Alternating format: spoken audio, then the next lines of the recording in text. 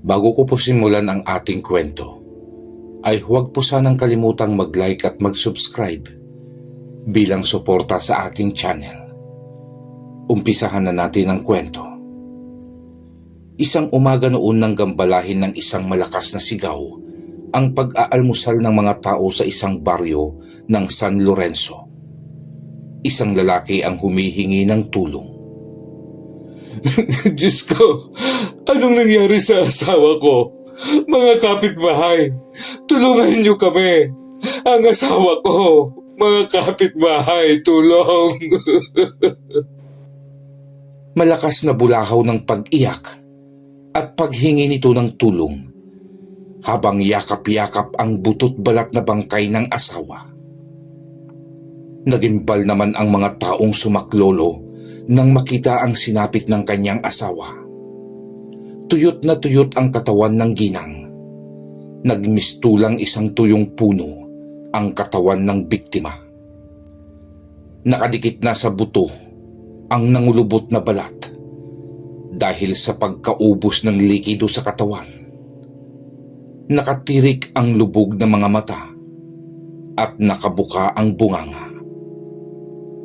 Ay Diyos ko! Anong klase ng halimaw ang may gawa nito sa kanya? Sa itinagal-tagal ko nang nabubuhay sa mundong ito, ngayon lamang ako nakasaksi ng ganitong klase ng kamatayan.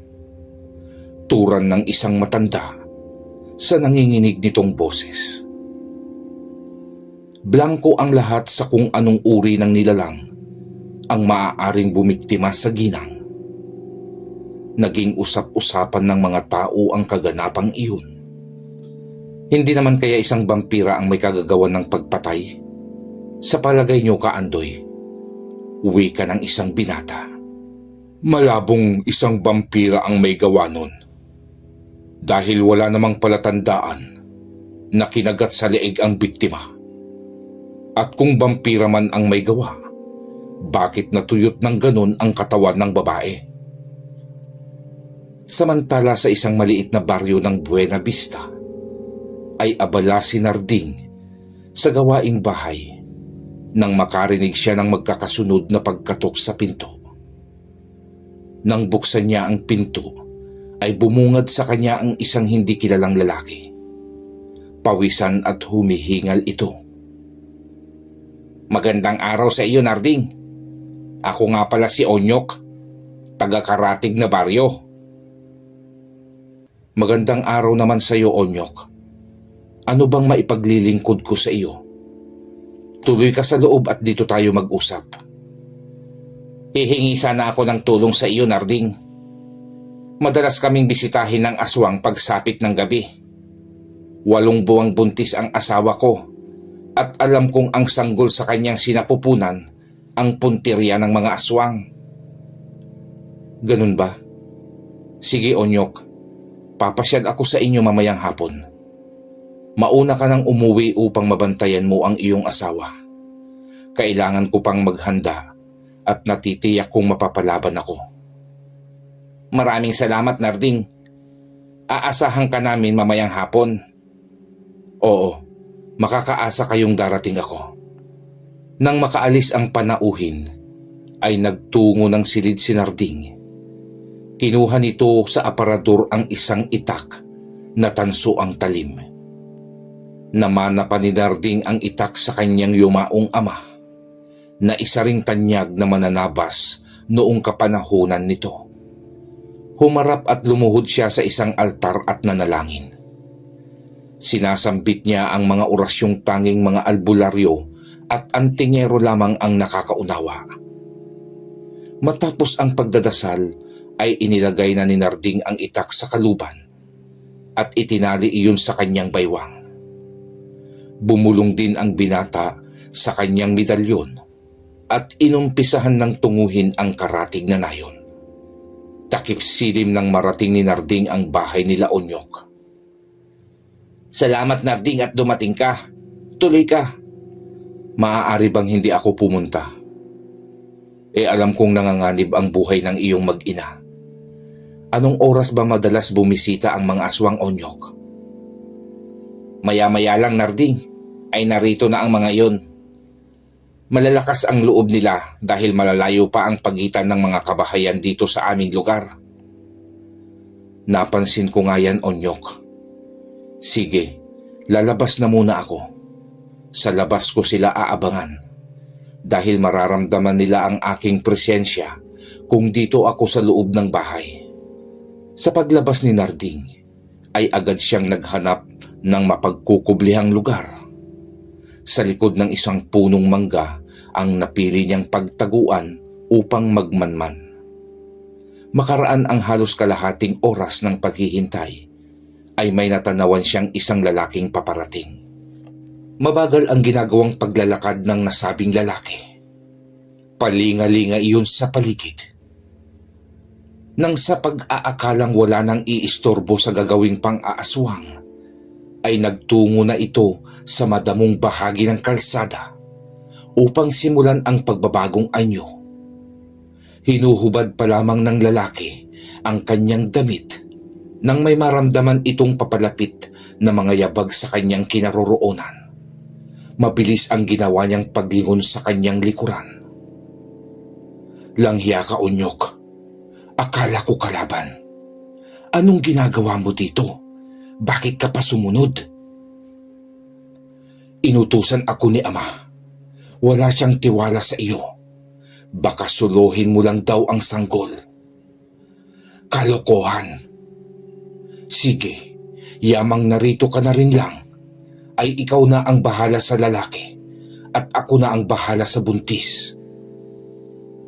Habang nagpapalit ng anyo ang magkapatid na aswang, ay isang tinig ng lalaki ang narinig nilang nagmula sa kanilang likuran.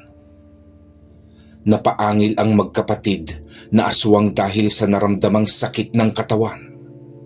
Hindi kasi maaaring magambala ang isang aswang oras na magpalit ito ng anyo dahil mag-iiwan ng malalalim na sugat sa katawang tao ng isang aswang oras na maudlot ang paglabas ng halimaw nilang kaanyuhan.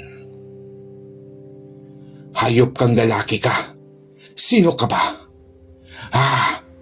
Wika ng isang aswang habang halos mamilipit ito sa hapding nararamdaman. Ako lang naman ang taong tatapos sa inyong buhay. Kalmadong tugon ni Narding. Mabilis na tumakbo sa kakahuyan ang isang aswang. Hahabulin sana iyon ni Narding, ngunit humarang sa kanyang daan ang isa pang nilalang. Alam ko na ang iniisip niyong estilo. Hindi uubra sa akin yan. Hindi ko hahayaang makapagsalitan kayong magpalit ng anyo. At hindi ko ugaling pahirapan pa ang sarili ko sa pakikipaglaban. Kaya sinadya kong guluhin ang inyong pagpapalit anyo. Pakialamero ka kamo!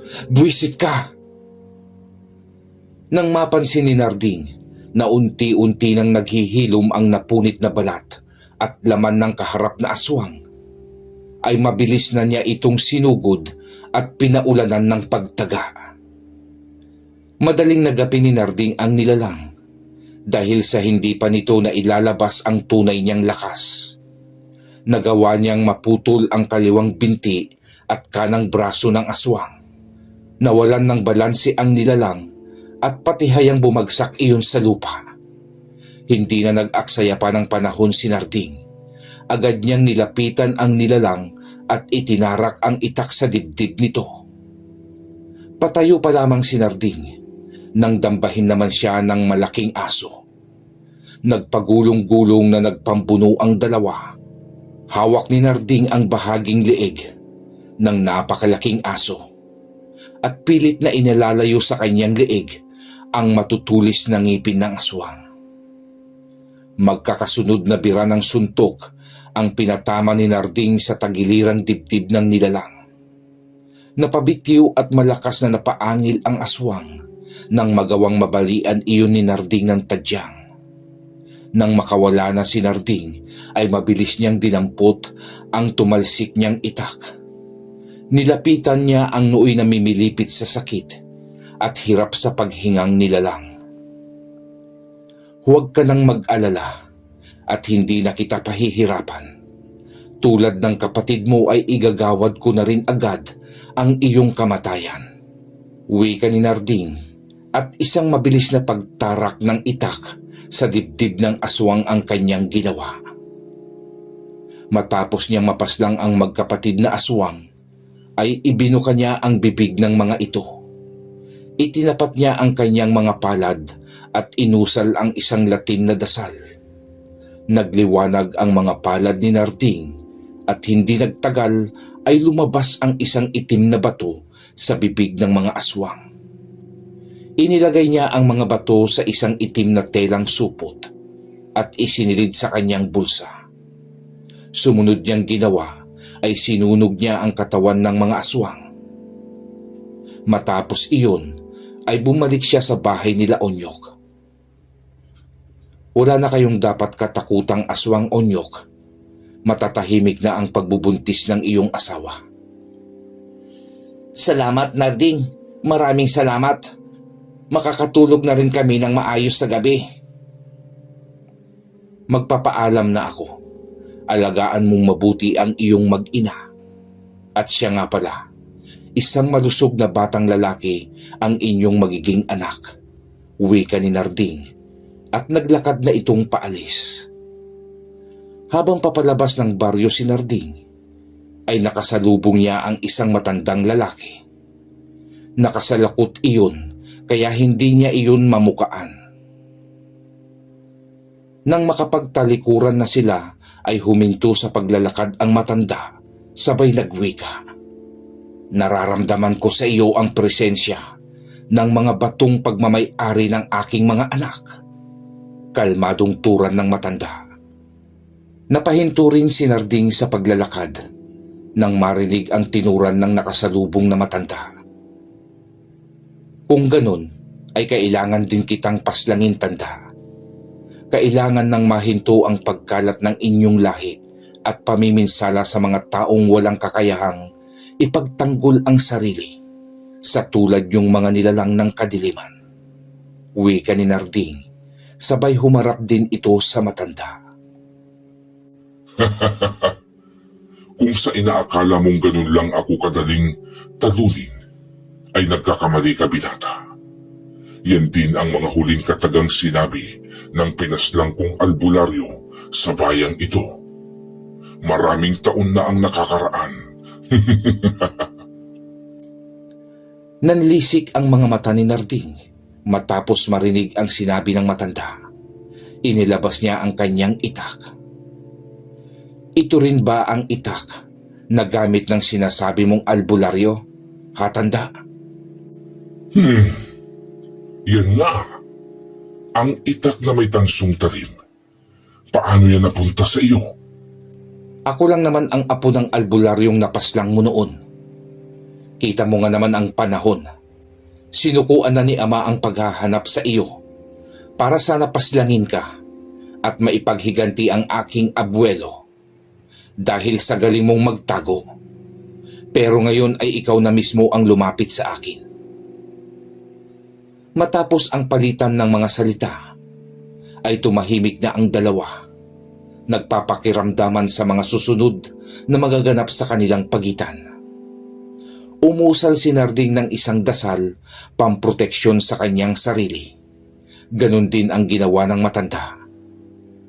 Walang mangyayari kung puro lamang kami pormahan ng matandang aswang na ito. Ako na ang gagawa ng unang pag-atake. Bulong ni Narding sa sarili. Bumuwelo si Narding at mabilis siyang tumakbong palusob sa matandang aswang na noon ay nananatiling nakatayo lamang at tila kalmante sa nakikitang papasugod na katunggali. Habang tumatakbo si Narding ay hinanda na niya ang hawak na itak. Nang malapit na siya sa matanda ay laking gulat ng binatang mananabas nang ihagis pasalubong sa kanya ng matanda ang suot na salakot. Mabilis iyong umiikot habang nakalutang sa hangin at patungo sa kanya. Agad siyang napahinto sa pagtakbo at umiwas sa salakot na iyon. Sa pagkumpas ng matanda sa kanyang kamay ay bumalik patungo ulit kay Narding ang salakot. Ngunit muli na namang naiwasan ng binatang mananabas ang ataking iyon ng matanda. Animoy may isip ang salakot dahil sa bawat kumpas ng matandang aswang ay sumusunod ito. Kakaiba ang kapangyarihan ng aswang na ito. Papaano niya nagagawang mapasunod ang isang salakot? Maaaring ginagamitan niya ng itim na mahika ang pakikipaglaban sa akin. Muling bulong ni Narding sa sarili. Matapos maipamalas ng matanda ang kakaiba niyang pamamaraan sa pakikipaglaban, ay bumalik muli sa kanyang ulo ang kanyang salakot. Ngayon, binata, alam mo nang hindi ako basta-basta lamang. Ihanda mo na ang iyong sarili sa nalalapit mong kamatayan. Walang binitiwang pagtugon si Narding. Nakatuon ang kanyang isip sa pagproproseso ng kasagutan sa nasaksihang talento ng katunggali. Habang ang kanya namang mga mata ay itinuon sa kabuuan ng matandang kaharap. Ngunit bigo siyang makakita ng kasagutan. Lintyak na yan. Magaling ang aswang na ito. Bihasa na talaga sa pakikipaglaban. Pero hindi kita susukuan. Malalaman at malalaman ko rin kung anong sikreto meron ang salakot mo, tanda. Bulong ni Narding. Naghanda na si Narding ng pag-atake. Hinigpitan niya ang hawak sa itak habang ikinukondisyon ang mga paa at balakang. Nang makakuha ng tamang tiyempo ay muli niyang sinugod ang matanda. At tulad sa kanyang inaasahan ay muling ibinato ng matanda pasalubong sa kanya ang suot na salakot. Umiikot iyong nakalutang sa hangin. Nang isang dipa na lamang ang layo ng salakot kay Narding, ay lumabas ang animoy mga talim ng labaha sa gilid ng salakot. Ikinagulat iyon ni Narding. Hindi niya akalaing may kakaiba pang ilalabas ang salakot na iyon. 2 dangkal na lamang ang layo ng salakot at tatamaan na ang kanyang leeg nang mabilis na itinupi ni Narding ang kanyang mga tuhod at sinabayan niya ng pagliyad upang maiwasan ang mga talim ng tila lagaring salakot. Sa paglampas ng salakot na iyon sa kanya, ay mabilis naman niyang pinagana ang kanyang mga mata. Sa tulong ng liwanag ng buwan, ay nakita niya ang pagkinang ng animoy mga sapot ng gagamba na nakakabit sa salakot na iyon. Ikinumpas muli ng matandang aswang ang kanyang kamay na sinabayan ng paggalaw ng kanyang 5 daliri. Ay umataking pabalik kay Narding ang salakot. Hindi na nag-aksaya pa ng panahon si Narding. Agad niyang iwinasiwas ang hawak na itak patungo sa mga sapot na nagdudugtong sa salakot at mga daliri ng matanda. Dahil sa tansong talim ng itak ni Narding, ay nagawa niyang mapatid ang mahiwagang sapot na iyon. Kasabay nun ay ang pagsigaw naman ng matanda at pagkawala ng direksyon ng salakot. Tumama at bumaon ang matalim na gilid nito sa puno. Habang ang matanda naman ay animoy naputulan ng mga daliri sa sakit na nararamdaman. Nang balingan ni Narding ang matanda, ito ay nakapagbagong anyo na bilang isang asbo. Sabay na pumorma ang dalawa at sabay na sinalakay ang isa't isa. Nagpalitan sila ng mabibilis na suntok, kalmot at pagtaga. Isang sipa sa panga ng aswang ang pinakawalan ni Narding. Samantalang ang aswang ay nakapagpakawala naman ng sipa sa dibdib ng binata. Tumalsik ang dalawa. Habol nila ang paghinga dahil sa pagod na nararamdaman ng mga sandaling iyon. Pansin ni Narding ang labis na panghihina ng katunggaling aswang. Ano, tanda? Kaya mo pa ba? O isusuko mo na lang sa akin ang iyong buhay? Nasisira na ba ang ulo mo, binata? Kahit kailan ay hindi kami sumuko. Lalaban ako hanggang ako'y humihinga. Tugon ng aswang. Nang akma ng susugod ang nilalang, ay nakita ni Narding ang panginginig ng mga tuhod nito. Madami na rin kasing dugo ang nabawas sa aswang dahil sa malalalim na sugat na idinulot ng tansong talim ng tangan niyang itak.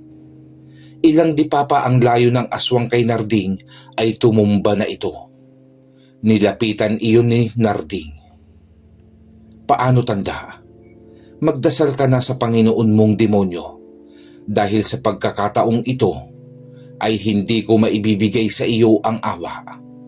Buhay ng aking abuelo ang iyong kinuha, kaya buhay mo rin ang aking kukunin. Nakatungo na lamang ang aswang habang tumutulo ang magkahalong laway at dugo sa bunganga nito. Napailing na lang si Narding at walang ano-ano'y itinarak niya ang itak sa dibdib ng aswang. Matapos malagutan ng buhay ang aswang, ay nagbalik na ito sa dating itsurang tao. Doon ay kinuha naman ni Narding ang itim na bato ng aswang. Sabay sinunog nito ang bangkay ng nilalang. Pagdating ni Narding sa kanyang bahay, ay doon niya naramdaman ang labis na pagod at sakit ng katawan. Bago pa siya magpahinga, ay naglinis siya ng katawan at ginamot ang mga natamong sugat sa matatalim na kuko ng aswang. Matapos magamot ang sarili, ay nahiga na ito sa kanyang papag at ipinikit ang mga mata. Samantala sa karatig na bayan ng San Lorenzo, ay patuloy pa rin ang pamiminsala ng kakaibang uri ng aswang sa pambibiktima nito sa isang baryo. Tahimik nang nagpapahinga ang mga tao sa kani-kanilang bahay nang biglang bulabugin ng malalakas at nakakapangilabot na alulungan ng mga aso ang katahimikan ng gabi. Ang mga mag-asawang may maliliit na anak ay nagtatalukbong ng kumot at mahigpit na niyayakap ang kanilang mga supling. Labis ang takot na bumabalot sa bawat taong nakatira sa nayong ito.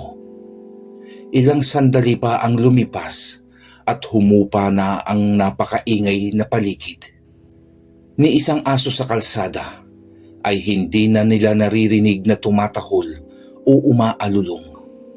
Sa pagtahimik ng paligid ay siya ring unti-unting paghupa ng malalakas at mabibilis na pagpintig ng kanilang mga puso. Kinabukasan sa kanilang paggising ay hindi nila inaasahang sasalubungin sila ng nakakapangilabot na eksena sa labas ng kanilang mga kabahayan. Nagkalat sa kalsada ang mga bangkay ng aso na katulad din sa mga naunang taong na biktima ng aswang, ay butot balat na lamang ang mga ito. Pinagtulungang dalahin ng mga kalalakihan sa pinakadulo ng baryo ang mga nakakalat na bangkay ng aso. Matapos maipon sa iisang lugar, ay kanila nang sinunog ang mga patay na hayop. Anong klaseng salot ang dumapo sa ating baryo? Wika ni Kaandoy habang nagpupunas ito ng pawis sa mukha. Baka naman aswang, Kaandoy, tugon ng binatang si Natoy. Natoy, hindi ganito bumiktima ang isang aswang. Marami na akong nakitang na biktima ng iba't ibang uri ng aswang, pero kadalasan ay winawakwak nila ang tiyan ng kanilang biktima dahil kinukuha nila ang atay at puso ng tao o hayop. Pero di ba't ang kubot, Kaandoy, ay naninipsip din ng dugo? Tama ho si Bugoy, Kaandoy. Baka naman kubot ang may gawa ng pamamaslang. Ay, malabo pa ring mangyari yan, mga iho. Mabuti pa'y magsiuwi na kayo at tulungan nyo na ang inyong mga magulang sa paggawa ng mga kulungan ng hayop. Ako'y babakuran ko din ang kinaroroonan ng aking baka. Sige ho, Kaandoy, tutuloy na ho kami. Sabay na paalam ng dalawang binata. Kung nabubuhay lang sana si Anselmo ay maaari ko siyang hingian ng tulong sa ganitong uri ng problema. Bulong ni Kaandoy sa sarili habang inaayos nito ang kulungan ng kanyang alagang hayop. Naging abala ang mga tao sa baryo ng araw na iyon. Walang makikitang naghuhuntahan sa kalsada. Lahat ay gumagawa ng paraan upang maging ligtas ang kanilang mga alagang hayop na nagiging katuwang nila sa bukid. Simula nang manalasa ang hindi pa nila nalalamang uri ng nilalang, ay malaki ang pinagbago ng masayahing baryo. Nahinto ang paglalaro ng mga kabataan sa kalsada tuwing kabilugan ng buwan. Ang mga tsismosang kahit takip silim na hindi mapigilan, ang pangangati ng mga bibig ay hindi mo na rin makikitang nakakalat sa daan, maliban na lang sa iilang kabinataang naglalakas pa rin ng loob, haranahin ang kanilang iniirog. Nagsisimula na namang lumubog ang haring araw sa kanluran. Unti-unti nang kinakain ng dilim ang kapaligiran. Hudyat upang ang mga tao ay manatili na sa loob ng kanilang mga bahay, dahil maaaring anumang oras ay magsisimula na naman ang lagim sa kapaligiran. Tuluyan ng kinain ng dilim ang buong paligid. Tanging paghuni ng mga kuliglig sa kakahuyan ang maririnig. Ang mga kababaihan ay nagsisimula na ring manginig dahil na rin sa takot sa gumagalang salot sa paligid. Lumipas pa ang ilang oras ng katahimikan, ay iniluwal ng dilim ang dalawang nilalang. Binabaybay ng mga ito ang tahimik na kalsada ng baryo habang palingalinga sa mga kabahayang nakasarado. Mukhang maingat na ang mga tao. Kailangan na yata nating dumayo sa karatig ng mga baryo Florencia. Turan ng lalaki sa kasama nito. Hindi maaari, Inigo. Hindi pa tapos ang ating paghihiganti sa mga taga-baryong ito. Huwag mong kalilimutan na sila ang dahilan ng ating kamatayan. Tugon naman ng kasama nitong babae. Pero wala na tayong mabibiktima. Nakakulong na sila sa loob ng mga bahay Florencia. Kung ayaw nilang lumabas, tayo ang papasok sa loob ng kanilang tahanan. Alalahanin mo, Inigo, ang naging kondisyon sa atin ng Haring Diablo. Kailangang mapuno natin ng kaluluwa ang sisiglang ibinigay niya sa atin upang ibigay niya sa atin ang buhay na walang hanggan. Habang patuloy ang pag-uusap ng dalawang nilalang, ay wala silang kaalam-alam na isang mata ang sa kanila'y nakamasid. Mula sa binutas na dingding ng bahay, ay maingat silang pinapanood ng matang iyon. Ang bahay na iyon, Inigo, doon tayo magsisimula at naaamoy ko na hindi tayo mahihirapang biktimahin ang nakatira dahil mag-ina lamang ang nasa loob. Tama ka, Florencia. 2 tao nga lang ang naaamoy ko sa loob ng bahay. Ano pa ang hinihintay natin? Tara na at magmukbang. Palakad na sana ang dalawa nang biglang lumingon sa kanang bahagi ng daan si Florencia, kung saan ang lokasyon ng matang nakasilip sa dingding. Mabuti na lamang at bago pa tuluyang nakalingon si Florencia, ay nakaalis na ang nakasilip na mata at natakpan na ang butas ng isang itim na tela. Bakit, Florencia? Pagtatanong ni Inigo. Wala naman. Tara na. Tinungo na ng dalawang nilalang ang bahay na puntirya. Sinira ni Inigo ang nakasarang pintuan sa pamamagitan ng malakas na pagsipa. Nagsimula namang manghingi ng tulong ang mag-inang nakatira doon. Ngunit dahil sa takot ang mga kanayon, ay walang ni isa ang sa kanila'y tumulong. Huwag niyo nang pagurin ang sarili niyo sa kasisigaw dahil natitiyak kung wala ni isa ang sa inyo'y tutulong. Wika ni Florencia. Inumpisahan ng sakalin ng mga nilalang ang mag-ina na nooy walang nagawa ang pagpupumiglas dahil sa kakaibang lakas na taglay ng dalawang nilalang. Unti-unting humaba ang kanilang mga dila hanggang makapasok iyon sa bunganga ng mag-inang biktima. Sa pagpasok ng mga dilang iyon sa loob ng katawan ng mga biktima, ay tila ahas na kinakain nito ang atay at puso ng mag-ina. Matapos ang halos wala pang 1 minuto, ay makikitang busog na ang mga nilalang. Isinunod naman nila na itapat ang hawak na sisidlan sa mga nakangangang bunganga ng mag-inang wala ng buhay. Inumpisahan ng higupin ng sisidlang iyon ang kaluluwa ng mga biktima. Matapos makulong ang mga kaluluwa nila, ay makikitang butot balat na lamang ang kaawa-awang mag-ina. Bilisan nating lumipat ng ibang bahay, Florencia, upang makarami tayo bago pa pakawalan ng mga tantang ang una nilang pagtilaok sa madaling araw. Muling napuno ng ingay at pagdaing ng mga binibiktima ang katahimikan ng gabi. Samantalang ang ibang residente ay ipit ang ginagawang pagtangis sa mga naririnig na pagdaing ng hindi matulungang kanayon. Kinabukasan ay ilang pamilya ang pinagtutulungang ilibing ng magkakanayon. Ano bang uri ng salot ang dumating sa ating nayon? Ano ba ang nagawa nating kasalanan sa Diyos at pinaparusahan niya tayo ng ganito? Wika ni Kaambo, isa sa pinakamatandang residente ng baryo. Kilala ko na ho, Mang Ambo, ang mga salarin. Ang mag-asawang mangkukulam na sina Inigo at Florencia. Sila ang pumapatay dito sa ating baryo.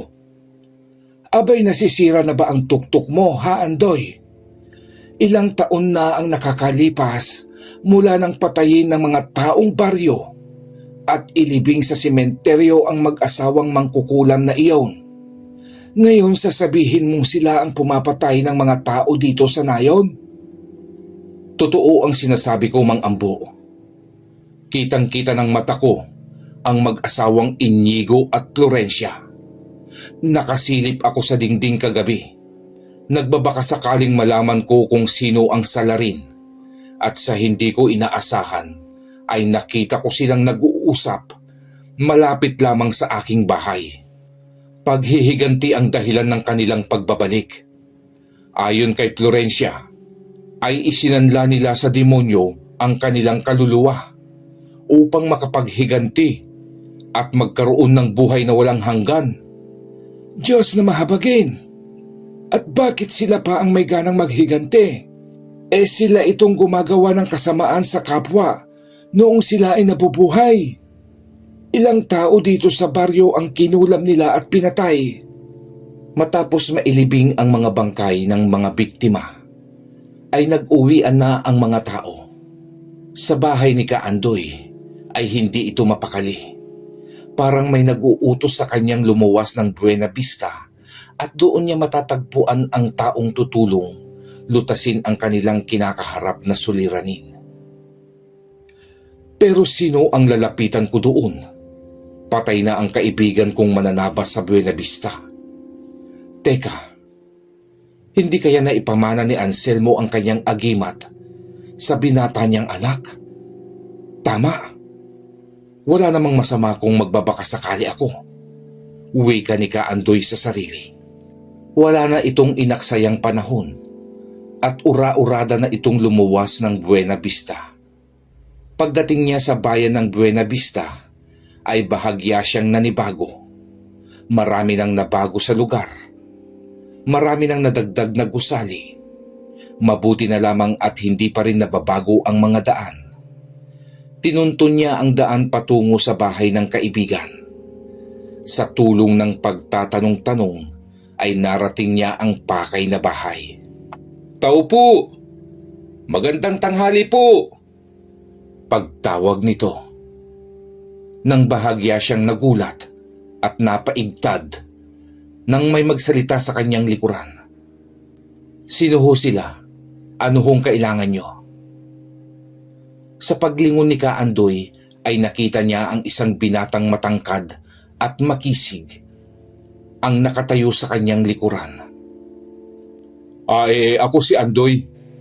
Ito ba ang bahay ni Anselmo, iho? Ito nga po. Pero kung si Itay ang hanap nyo, ay pasensya na ho kayo dahil matagal nang patay si Itay. Alam ko, iho. Ikaw ba si Narding, ang nag-iisang anak ni Saling at Anselmo? Ako nga ho. Paano nyo nakilala ang aking mga magulang? Ano ho ba ang sadya nyo sana kay Itay? Isa ako sa matalik na kaibigan ng iyong ama, iho. Naparito ako dahil may malaking problema ang aming baryo. May namiminsalang kampon ng kadiliman. Nagbabaka sakali lang ako na baka naipasa sa iyo ni Anselmo ang pagiging mananabas niya at kami ay iyong matulungan. Hindi po kayo nagkamali ng nilapitan, Kaandoy. Isa akong mananabas. Aswang ba ang namiminsala sa inyong baryo? Hindi ko alam kung maililinya pa sila sa uri ng mga aswang, iho. Ipinaliwanag ni Kaandoy kay Narding ang kanyang nalalaman tungkol sa mga nilalang na gumagambala sa kanilang baryo. Hindi na ho maihahalin tulad sa isang aswang ang mga iyon, Kaandoy. Pero susubukan ko silang kalabanin upang matapos na ang kanilang pamiminsala. Dahil sa oras na maubos kayo sa inyong baryo, ay lilipat din ang mga iyon sa ibang lugar upang maminsala. Huwag na nating ipagpabukas pa, Kaandoy. Tutal ay maaga pa naman. Tumungod na tayo sa San Lorenzo. Magtatakip silim nang marating nila ang lugar ni Kaandoy. Napansin ni Narding ang katahimikan sa baryo. Sa klase ng katahimikan dito sa inyong lugar, Kaandoy, ay masasabi kong malaki ang takot ng mga residente. Sinabi mo pa, iho, walang gabing hindi ka makakarinig ng pagtangis at daing at makapanindig balahibong sigawan ng mga taong binibiktima ng mga nilalang. Sinabi mo pa, iho, walang gabing hindi ka makakarinig ng pagtangis at daing at makapanindig balahibong sigawan ng mga taong binibiktima ng mga nilalang ng dilim. Nakita mo naman ang baryo, Narding. Tila abandonado na pagsapit ng ganitong oras. Huwag po kayong mag-alala. At sa abot ng aking makakaya ay sisikapin nating palayain ang inyong baryo sa kamay ng kadiliman. Salamat, Narding. Halika na at kumain na tayo. Dahil maya-maya lang ay nasisiguro kong naririto na naman sila. Matapos makapaghapunan ng dalawa, ay pinatay na ni Kaandoy ang mga ilawang gasera. Pasensya ka na, iho. Kung madilim ang loob ng bahay, kailangan kasi nating patayin ang mga ilawan upang hindi tayo daanan ng salot. Natawa si Narding. Magpatay kayo ng ilaw sa hindi. Kung ang bahay niyo ang nais puntiryahin ng mga nilalang, ay dadalawin pa rin kayo. Ganun ba yun, Narding? Paano sindihan ko na pala ulit ang ilaw? Oho, sindihan nyo na lang at hayaang magliwanag ang loob ng bahay. Kinuha ni Kaandoy ang posporo at kinaskas ang palito. Ngunit nakakatatlong palito na ang matanda ay hindi pa rin niya masindihan ang gasera.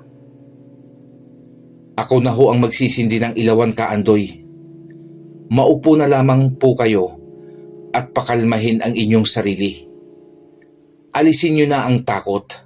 Narito ho ako at hindi kayo magagalaw ng kahit sinong nilalang. Huwag niyong aalisin ang inyong pananampalataya sa kakayahan ng Panginoon. Pasensya ka na, Narding. At nagkapobya na ata ako tuwing sumasapit ang gabi. Uwi ka ng matanda sa naginginig nitong boses. Saan po ba maaaring makapagdasal, Kaandoy? Kailangan ko hong pakainin ang aking medalyon at itak. Nararamdaman kong hindi basta-basta ang aking kakalabanin ngayong gabi. May maliit akong altar sa silid, iho. Doon mo na isagawa ang iyong gagawin. Salamat ho. Tinungo ni Narding ang silid ni Kaandoy at lumuhod sa maliit na altar upang manalangin at palakasin ang tangan nitong agimat. Matapos ang ilang minuto ay bumalik na si Narding sa sala ng bahay. Wala pa rin ho ba ang hinihintay nating panauhin, Kaandoy? Malapit na, Narding. Mga ilang minuto na lamang ang ating hihintayin. Habang sila'y nagkwekwentuhan ay napahawak si Narding sa kanyang medalyon. Maaaring narito na sila, Kaandoy. Nagbabala na sa akin ang aking medalyon. Agad namang tumayo sa kinauupuan si Kaandoy at tinungo ang ginawa niyang butas sa dingding. Sumilip siya doon at nakita nga niya ang mag-asawang Inigo at Florencia sa kalsada. Narito na nga sila, Narding. Naghahanap na naman sila ng mabibiktima. Sige ho, dumito lamang kayo at kahit anong marinig nyo ay huwag na huwag kayong lalabas ng bahay. Paano itong ilawan, iho? Talaga bang hindi ko na kailangang patayin ito? Hindi na ho. Hayaan nyo lang. Hindi kayo maaano. Lumabas na ng bahay si Narding at naupo sa isang upuang kawayan sa harap ng bakuran ni Kaandoy. Papito-pito ito na animoy hindi napapansin ang mga nilalang. Agad namang napalingon sa kanya ang mag-asawa. Nagkatinginan ang mga ito at nagngitian sa isa't isa at muling tumingin sa binatang animoy walang pakialam sa paligid. Pinalutang ng mga ito sa hangin ang kanilang sarili. Umangat ng 1 pulgada ang kanilang mga paa mula sa lupa at animoy ito yung dahon na nagpadala sa hangin patungo sa kinaroroonan ni Narding. Napahinto lamang sila nang magwika ang binata. Hanggang dyan na lamang kayo. Kung inaakala niyong isa lang akong ordinaryong tao, ay nagkakamali kayo. Dahil isa akong mananabas na kumikitil ng buhay ng mga tulad niyong kampon ng demonyo. Hoy lalaki, huwag mo kaming patawanin. Wika ni Inigo. Hindi ba't kayo ang mag-asawang mangkukulam na naging salot ng minsan sa baryong ito? Pinatay kayo ng mga tao dahil sa walang awa niyong pangungulam kahit wala namang kasalanang ginagawa sa inyo. Ngayon kayo pa ang may ganang maghiganti sa kanila? Ang kapal naman ng apog niyo. Wika ni Narding. Akala mo kung sino ka? Baka wala ka namang ibubuga. Wikang muli ni Inigo. Sa isang iglap, sa bilis ng ginawang pagkilos ni Narding, ay nasa likuran na siya ng mag-asawa. Ako si Narding, ang taong papas lang sa inyong kasamaan. Wika ni Narding at mabilis na iwinasiwas ang hawak na itak. Naramdaman naman agad ng mag-asawa ang panganib sa kanilang buhay, kung kaya't mabilis din nilang naiwasan ang pagtaga ni Narding. Abat mukhang hindi rin talaga basta-basta ang dalawang ito ah. Mukhang mahihirapan yata ako. Bulong ni Narding sa sarili nang masaksihan nito ang bilis at talas ng pakiramdam ng katunggali. Akala mo yata ay tulad kami ng mga aswang na pipitsugin lamang. Nagkakamali ka. Dahil ang aming kapangyarihan ay nanggaling pa sa aming Panginoong Lucifer. Talaga lang ha? Tignan natin kung sino ang mas matalino sa ating tatlo. Akong sariwa pa ang utak o kayong dalawa na nabubulok na ang mga utak sa impyerno? Ang dami mong satsat. Sumalakay ka na kung gusto mo para magkaalaman na tayo. Inaabala mo ang aming oras. May kailangan pa kaming dapat tapusing misyon. Sinabi mo pasensya na sa abala, demonyong zombie. Wika ni Narding at sinalakay niya si Inigo. Nagpakawala si Narding ng magkakasunod na wasiwas ng itak, ngunit ni isa ay hindi niya tinamaan si Inigo. Mabilis iyong nakakaiwas sa kanyang mga atake. Nang si Inigo naman ang umatake, ay hindi naman makapaniwala si Narding sa ipinamalas ni Inigo. Gamit ang mahaba nitong dila, ay animoy latigong inihahagupit ni Inigo sa kanya. Mabuti na lamang at isinuot niya ang kanyang medalyon na nagbibigay sa kanya ng lakas, kunat ng balat at liksi ng pangangatawan. Hindi rin makatama si Inigo. Ngunit ang mga bagay na tinatamaan ng kanyang dila ay tila nasusunog dahil sa lakas ng asido na taglay niyon. Pansin ni Narding na hindi umaatake si Florencia. Mahigpit lamang ang ginagawa niyang pagyakap sa isang sisidlan. Sinubukan niyang atakihin iyon, ngunit tulad niya ay mabilis din ang pagkilos ni Florencia at madali lamang niyang naiiwasan ang atake ni Narding. Matapos makaiwas ng babae sa pag-atake ni Narding, ay nagtago iyon sa likod ni Inigo. At sabay na nagtatawanan ang dalawa. Ngayon alam ko na ang diskarte ko. At alam ko na kung paano ko kayo totodasin. Sige lang, magtawa lang kayo. Bulong ni Narding. Huminto si Narding sa pag-atake. Paikot-ikot lang itong naglalakad at animoy naglalaro dahil sa pakaladkad nitong paglakad. Matapos niyang ikahid sa lupa ang kanyang mga paa, ay lumipat naman ito ng pwesto at inulit muli ang ginawang kilos. Habang ginagawa niya iyon ay parang nililibang naman niya ang mga katunggali sa pamamagitan ng pagbabato ng maaanghang at nakakainsultong mga salita hanggang sa mainip si Inigo. Ano ka ba? Ginagawa mong flip-top ang ating labanan. Kung ayaw mong umatake dahil natutuwag ka na, ay ako ang aatake upang tapusin na ang buhay mo. Umatake nga si Inigo. Nanatili lang si Narding sa kanyang kinatatayuan. Hindi siya kumikilos. Ilang pulgada na lamang at pupulupot na sa liig ni Narding ang tila ni Inigo, ay hindi pa rin siya kumikilos sa kinatatayuan. Nanlalaki at halos atakihin naman si Kaandoy sa nasasaksihang pangyayari. Nang nasa harapan na ni Narding ang dulo ng dila ni Inigo, ay mabilis na siyang umatras. Nang masigurong nasa tamang pwesto na si Inigo, ay mabilis siyang umusal ng orasyon. Mula sa lupa ay lumabas ang mga parang hula hoop na liwanag at nakulong doon si Inigo. Sinubukan pa niyang kumawala doon, ngunit napapaso ang kanyang katawan tuwing siya ay napapadikit sa liwanag na iyon. Ngayon, Aling Florencia, ibigay mo sa akin ang hawak mong sisidlan, wika ni Narding habang nilalapitan nito si Florencia. Hindi maaari. Matagal kong hinintay sa impyerno ang pagkakataong magkaroon kami ng kalayaan at mabuhay muli. Ngayon isang tulad mo lang ang hahadlang? Itinuro ni Florencia ang isang kariton at sa pagkumpas ng kanyang mga kamay ay umangat ang kariton sa ere at diretsyong tumilapon iyon kay Narding.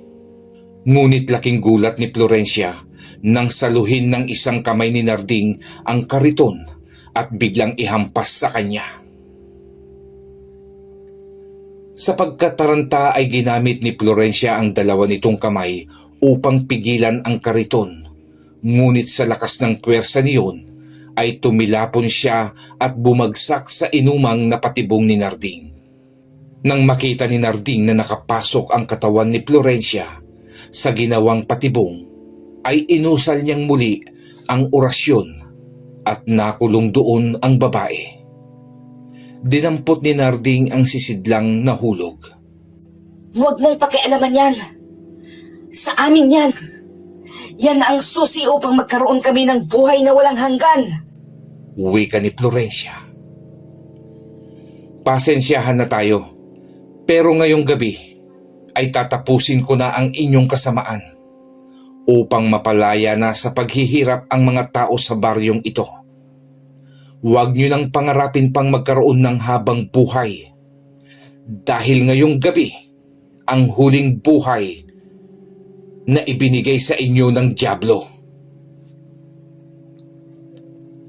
Lumuhod sa lupa si Narding at ibinaba sa kanyang harapan ang hawak na sisidlan. Umusal ito ng 7 uri ng orasyon. Matapos iyon ay buong lakas niyang itinarak ang kanyang itak sa sisidlang iyon. Unti-unti iyong nagkakalamat. Mula sa mga lamat ay lumabas ang liwanag. Palaki ng palaki hanggang sa ito ay nabasag. Sa pagkabasag ng sisidlan ay nagliparan patungo sa itaas ang mga nakulong na kaluluwa hanggang sa mawala ang mga iyon. Samantalang ang mag-asawang Inigo at Florencia ay unti-unting hinihila ng maiitim na kamay at inilulubog sa lupa. Ilang sandali pa at tuluyan na ring nawala ang mag-asawa. Isang panalangin ang inialay ni Narding sa lahat ng kaluluwang napakawalan niya at nagpasalamat siya sa amang lumikha. Sa kanyang pagtayo ay siya namang paglapit ng mga tao. Nasaksihan pala nila ang buong kaganapan dahil nakasilip sila sa mga ginawa nilang butas sa kanilang dingding. Panay ang pagpapasalamat ng mga ito sa binata. Bakas naman ang labis na kasiyahan sa mukha ni Ka Andoy. Wakas. Marami pong salamat sa inyong pakikinig mga kakilabot. Dumako na po tayo sa ating shoutout. Shoutout po sa lahat ng kababayan nating OFW. Lagi niyo po sanang ingatan ang inyong mga sarili, lalo't malayo po kayo sa inyong mga pamilya.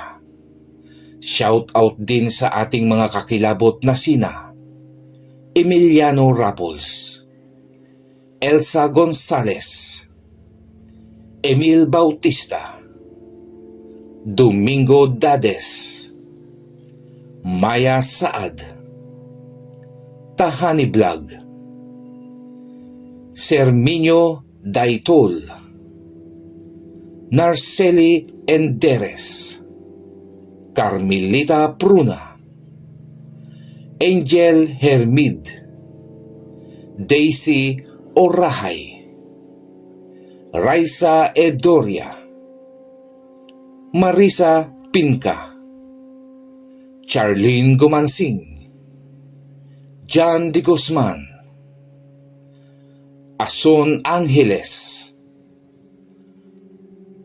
Ronilo Romero, Maria Rosy Dotor, Mark Christian Bautista, Trinidad Nilda, Mirna Panes, Kaisar Ryan Tumbaga. On my Facebook account, Netski,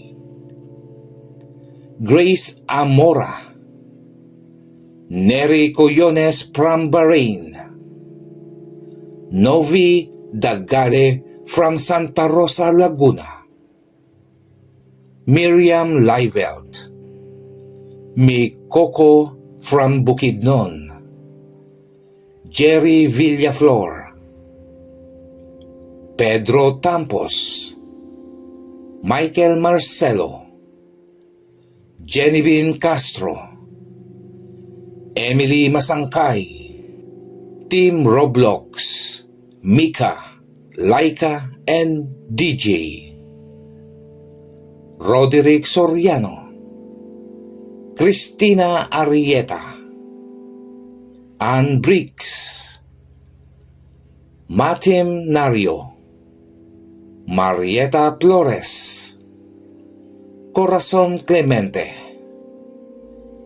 Renato Edli Dottabo, Marlon Mamwiit, Junella Brifa,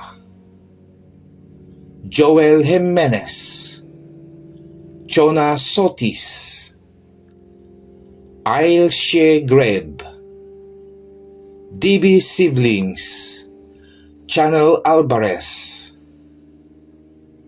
Rosita Nicolas, Lorenzo Talde Jr., Bilma Mix Vlog from UAE, Val Dayot, Ubarco Alpa, G. Espante, Cherry Payot, Jo Marie Nabor. Muli po ay nagpapasalamat ang inyong lingkod sa inyo pong matyagang pakikinig. God bless po sa lahat. Amen.